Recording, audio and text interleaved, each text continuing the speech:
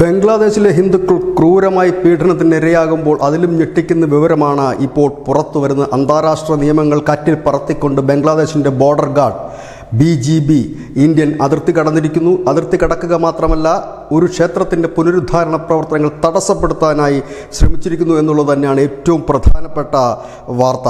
അതായത് ബംഗ്ലാദേശിൽ നിന്ന് ഇപ്പുറത്ത് കാണുന്നത് ക്ഷേത്രമാണ്, അത് തങ്ങളുടെ മതവികാരത്തെ വ്രണപ്പെടുത്തും എന്ന് പറഞ്ഞുകൊണ്ടാണ് ഒരുപറ്റം സൈനികർ അസമിലെ ശ്രീഭൂമി ജില്ലയിലെ ഇന്ത്യ ബംഗ്ലാദേശ് അതിർത്തിയിലെ കുഷിയറ നദി കടന്നെത്തി കുഷിയറ നദിക്ക് സമീപമുള്ള മാനസ ക്ഷേത്രത്തിൻ്റെ നിർമ്മാണ പ്രവർത്തനങ്ങൾ നിർത്തിവെക്കാൻ ഉത്തരവിടുകയും നാട്ടുകാരെ ഭീഷണിപ്പെടുത്തുകയും തൊഴിലാളികളെ ഭീഷണിപ്പെടുത്തുകയും ചെയ്തത്.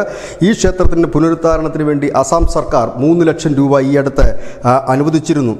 സ്വരാജ്യമാണ് ഈ വാർത്ത റിപ്പോർട്ട് ചെയ്യുന്നത്. BGBയുടെ സക്കീർഗഞ്ച് ബോർഡർ ഔട്ട്പോസ്റ്റിലെ ചില ഉദ്യോഗസ്ഥരാണ് സ്പീഡ് ബോട്ടിൽ നദി കടന്ന്, അതായത് കുഷിയറ നദി കടന്ന് നദിക്ക് സമീപം പുനരുദ്ധാരണ പ്രവർത്തനങ്ങൾ നടക്കുന്ന മാനസ ക്ഷേത്രത്തിൻ്റെ പണി തടസ്സപ്പെടുത്താൻ ശ്രമിച്ചത്. ഇതോടുകൂടി പ്രദേശവാസികളും ഹിന്ദുക്കളും അവിടെ തടിച്ചുകൂടിയവരെയും ഈ സംഘം ഭീഷണിപ്പെടുത്താൻ മടിച്ചില്ല. അവർ പറഞ്ഞത്, അതിർത്തിക്ക് അപ്പുറത്തു നിന്ന് നിസ്കാരം കഴിഞ്ഞിറങ്ങുന്ന മുസ്ലിങ്ങൾ ഈ ക്ഷേത്രം കണ്ടാൽ അത് ഹറാമാണ്, അതുകൊണ്ടാണ് ക്ഷേത്രം പണി മുൻപോട്ട് കൊണ്ടുപോകാൻ തങ്ങൾ അനുവദിക്കാത്തതെന്നാണ്. തുടർന്ന് അവിടെ BSF എത്തുകയായിരുന്നു.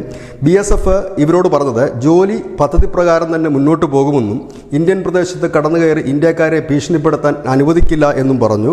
ഒപ്പം തന്നെ ഇതിൻ്റെ പ്രോട്ടോകോൾ ലംഘനവുമാണ് ഇവിടെ നടന്നിരിക്കുന്നത്. കാരണം അതിർത്തിയിലുള്ള, അതായത് ബംഗ്ലാദേശ് അതിർത്തിയിലുള്ള ഗാർഡുകൾക്ക് ഇന്ത്യയിൽ വരണമെങ്കിൽ BSFൻ്റെ അനുവാദം വേണം, അവരുടെ കൈവശം ആയുധങ്ങൾ ഉണ്ടാകാൻ പാടില്ല. ഇതെല്ലാം മറികടന്നുകൊണ്ടാണ് ഒരുപറ്റം സൈനികർ കയറി ക്ഷേത്രമണി തടസ്സപ്പെടുത്തിയത്. ഏതായാലും ഈ ജനക്കൂട്ടത്തെയും BSFൻ്റെയും ശക്തമായ നിലപാടിൽ ഭയന്ന് ഈ സംഘം പിൻവാങ്ങുകയായിരുന്നു. തുടർന്ന് അവിടെ തടിച്ചുകൂടിയ ജനത്തിൻ്റെ നേതൃത്വത്തിൽ ക്ഷേത്രം പണി പൂർവാധികം ശക്തിയോടെ ആരംഭിക്കുകയും ചെയ്തിരിക്കുന്നു. ഇന്ത്യ ഇത് വളരെ ഗൗരവത്തിൽ തന്നെയാണ് കാണുന്നത്. News desk, news India Malayalam.